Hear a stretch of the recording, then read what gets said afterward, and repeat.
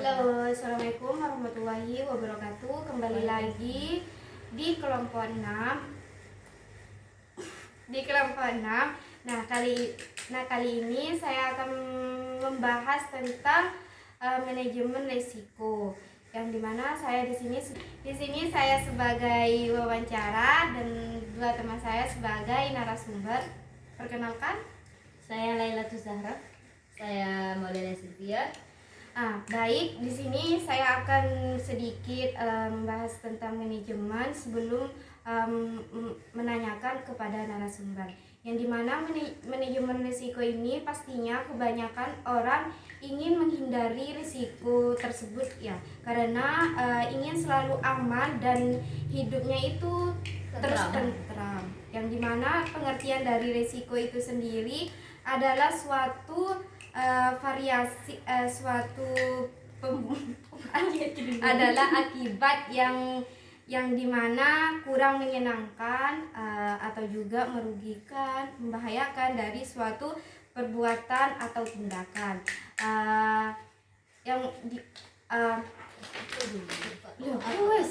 ada langsung ya. Ini sih bingung aja sebuku cek kencang gitu. Saya ingin menanyakan kepada narasumber kita, bagaimana sih konsep dari manajemen risiko itu sendiri? Bicara konsep manajemen risiko, di sini ada manajemen risikonya sendiri, di mana manajemen risiko itu adalah biasanya proses yang sangat dinamis dan selalu memberikan umpan balik kepada kita. Nah, kepada diri sendiri lah ya. Yang kedua itu perusahaannya itu hanya boleh mencoba dan memastikan bagaimana resiko aktualnya dengan yang direncanakan sudah sesuai atau tidak.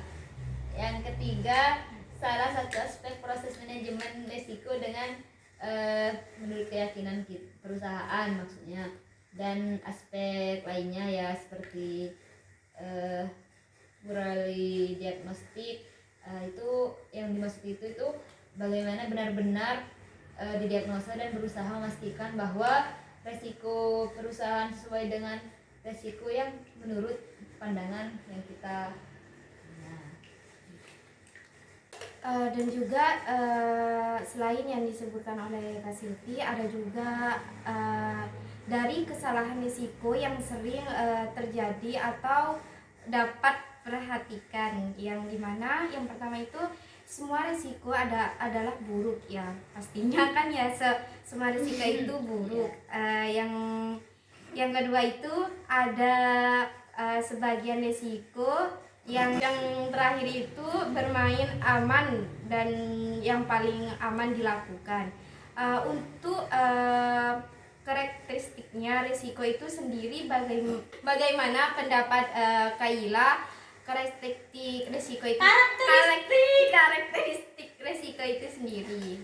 Nah, risiko sendiri memiliki karakteristik yang berbagai macam ya. Yang pertama yaitu merupakan ketidakpastian atas terjadinya suatu peristiwa. Yang kedua, merupakan ketidakpastian yang apabila terjadi akan menimbulkan kerugian. Yang ketiga, contoh ketidakpastian tersendiri yaitu yang pertama, tenggang waktu antara perencanaan atau kegiatan sampai kegiatan itu berakhir, di mana makin panjang tenggang waktunya maka akan semakin besar ketidakpastiannya. Yang kedua, keterbatasan informasi yang tersedia, dan yang terakhir, keterbatasan pengetahuan kemampuan pengambilan keputusan dari perencanaan.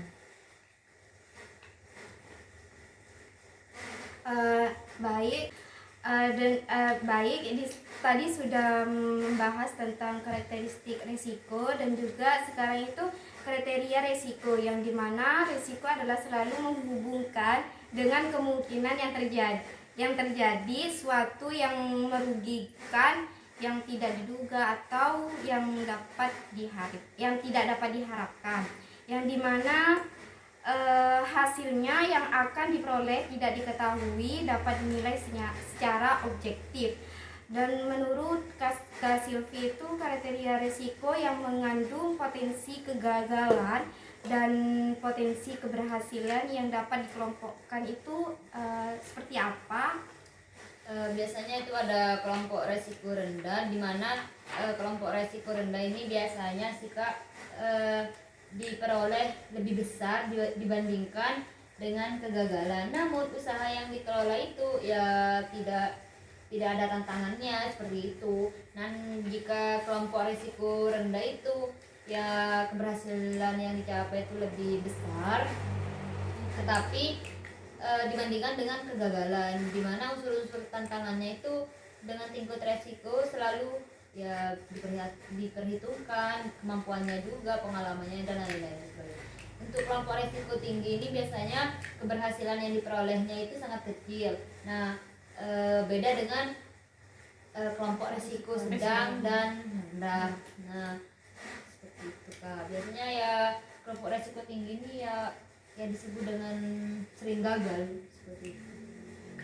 Baik, untuk pendapat Kak Sylvie, kalau kriteria risiko itu ada beberapa kelompok, risiko sedang, rendah, dan juga risiko tinggi. Dan pastinya selain kriteria risiko itu ada juga jenis-jenis risiko.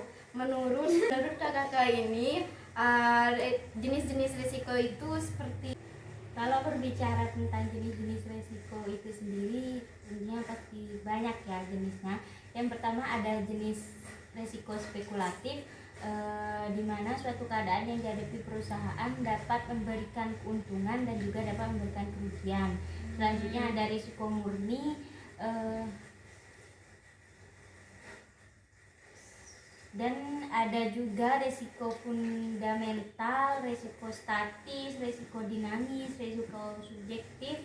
Banyak sekali ya Kak resiko jenis Itu resiko kalau itu ya. kita bahas satu persatu sepertinya akan sangat panjang, jadi silahkan cek di Wikipedia. Biasanya selain itu ada risiko strategis. Risiko strategis ini biasanya mengenai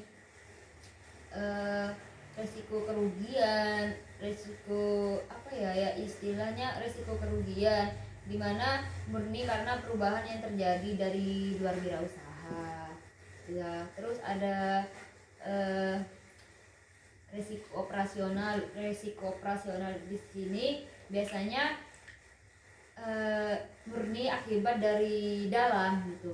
Nah, organisasi seperti resiko kerugian akibat pengendalian keuangannya yang lemah, ya istilahnya lebih ke manajemennya. Terus karena kesalahan atau kelalaian dalam pembukuan atau keuangannya, ya istilahnya lebih ke seperti itu. kalau semisal kayak manfaat manajemen risiko itu sendiri seperti apa, Kak? Bicara manfaat ya pastinya banyak sekali ya Kak ya.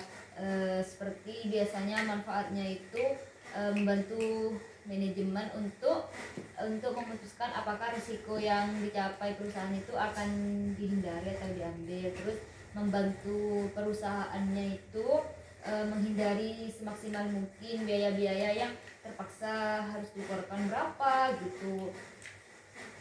Terus ada bagaimana cara menetapkan kebijakannya, resiko yang dari dalam ataupun dari luar.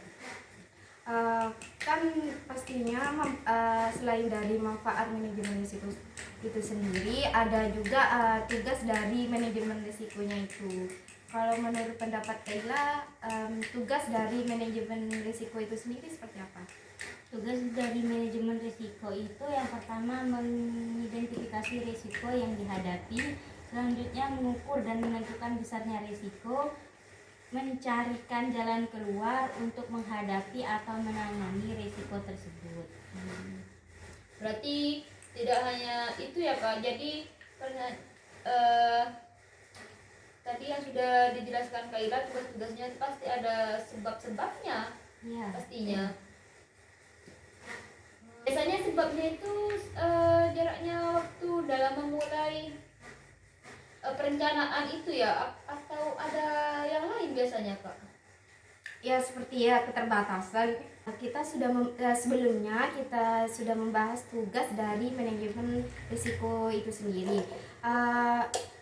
Menurut pendapat dari kakak-kakak ini, proses dari manajemen risiko itu seperti apa? bicara proses pastinya panjang juga ya kayak, tapi Pendek-pendek di aja sini iya kita bisa menyikat dari proses-proses yang panjang menjadi sedikit. Dimana biasanya manajemen resiko ini prosesnya tuh dengan banyak cara sih Kak. Yang pertama itu bisa kita bisa menyediakan rencana kerja organisasi yang dapat dilaksanakan untuk beberapa tahun yang akan mendatang. Yang kedua, memperbaiki pengambilan keputusan, perencanaannya itu seperti apa gitu, dan ancaman proyeknya. Soalnya dalam melakukan suatu proses manajemen pastinya kita banyak hal-hal itu. Selain itu kan juga ada proses menyumbang pada penggunaan pengalokasian modal dan sumber daya wirausaha yang lebih efisien. Ada juga mengurangi fluktuasi pada bidang-bidang yang tidak penting, mengembangkan dan mendukung pegawai mengenai pengetahuan dasar organisasi. Ada juga mengoptimalkan efisiensi operasi. Itu dia merupakan beberapa proses manajemen risiko.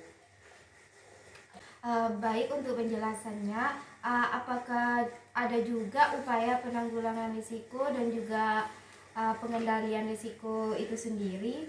Nah, yang namanya risiko kan perlu kita tangani atau perlu kita cegah agar tidak terjadi. Ya, perlu kita kendalikan supaya tidak terjadi hal-hal yang tidak kita inginkan.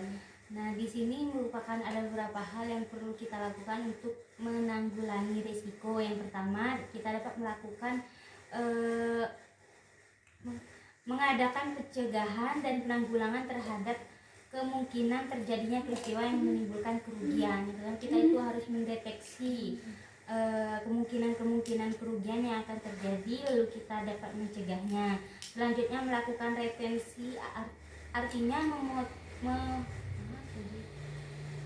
mentolerir terjadinya kerugian dengan membiarkan terjadinya kerugian dan untuk mencegah terganggunya operasi. Selanjutnya, melakukan pengendalian terhadap risiko, dan yang terakhir yang dapat kita lakukan yaitu mengalihkan atau memindahkan risiko kepada pihak lain dengan cara mengadakan kontrak pertangguhan atau asuransi terhadap perusahaan asuransi. Nah, itu biasanya upaya penanggulangi sudah dilakukan oleh Kak Ilanya. Biasanya selain itu untuk mengendalikan resiko di sini ya benar dengan menghindari resiko lalu mengendalikan resiko. Ada juga pemisahan dan biasanya ada pemindahan risiko.